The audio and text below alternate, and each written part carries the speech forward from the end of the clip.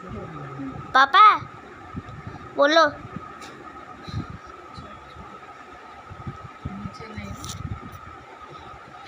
हाय दोस्तों, ये जो ब्रेड पकौड़ा বানাচ্ছিলাম, তো আগের বারে শুধু আলু বানিয়েছিলাম, আজকে পনিরের বানাবো। जो आलू দিয়ে দিয়েছি, अब इसमें पनीर डालेंगे पापा। আর এই যে এর মধ্যে পনির দিচ্ছি।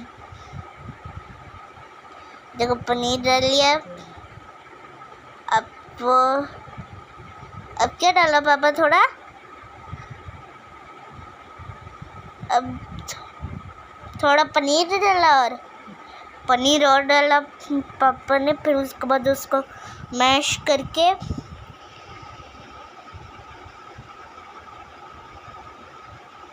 जो বন্ধুরা এমনি করে পনির দিয়েছি, हाँ দিয়ে এবার এটাকে চেপে দেবো ভালো করে। ये बनेगा ब्रेड पकौड़ा। अब इसको और ऐसे ऐसे करके बनाए। সাইড থেকে কেটে দেবো, কেটে দিয়ে তারপর যখন ফ্রাই করবো তখন। আর বন্ধুরা এই যে ব্রেড তৈরি হয়ে গেছে। এটা তো ডিম দিয়ে করা হয়েছে, ডিম আর আলু দিয়ে তোমাদের দেখানো হলো। আর এবার এই যে বেসন ইয়ে হয়ে গেছে, এই যে তেল ইয়ে হয়ে গেছে, এবার এটাকে ফ্রাই করতে হবে সব। গ্যাসটা একটু তেজে দাও।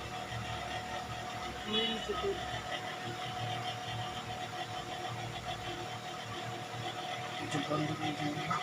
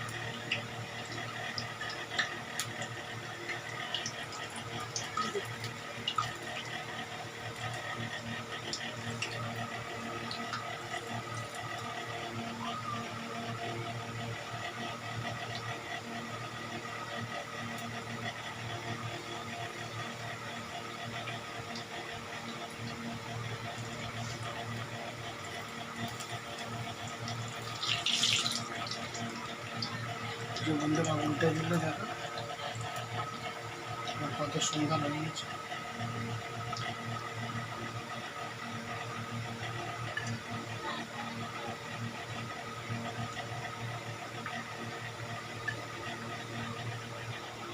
জিনিসগুলো পড়ে পড়ে নষ্ট হবে কেন, ওইটা ব্রেড পকোড়া করে নি, তো ওই জন্য ব্রেড পকোড়া করে নিচ্ছি বন্ধুরা। জিনিসটা অনেকদিন হয়ে গেছিলো না, তো ব্রেড বাসি হয়ে গেলে মানে খেতে একটু ভালো লাগে। তো ওইটা ব্রেড পকোড়া করে নিচ্ছি, ব্রেড পকোড়া খেতে সুন্দর লাগে, লাল কালার।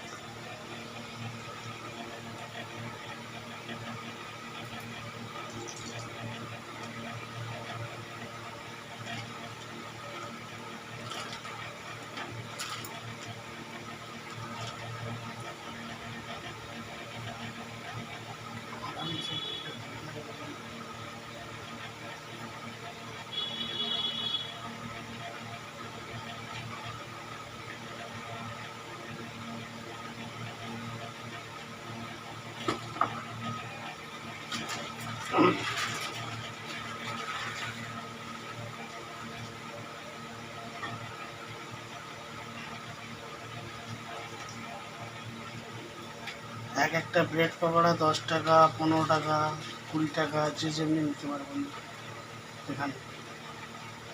তো এই জন্য ঘরে বানিয়ে নিয়েই লাভ আছে। ঘরে আরামসে তুমি তো 4টে 5টা 6টা বানিয়ে নাও, বানিয়ে নিয়ে আরামসে ঘরে বসে খাও। এই যে এমনি করে বাস তেলে ফ্রাই করে নাও আর বানিয়ে নাও।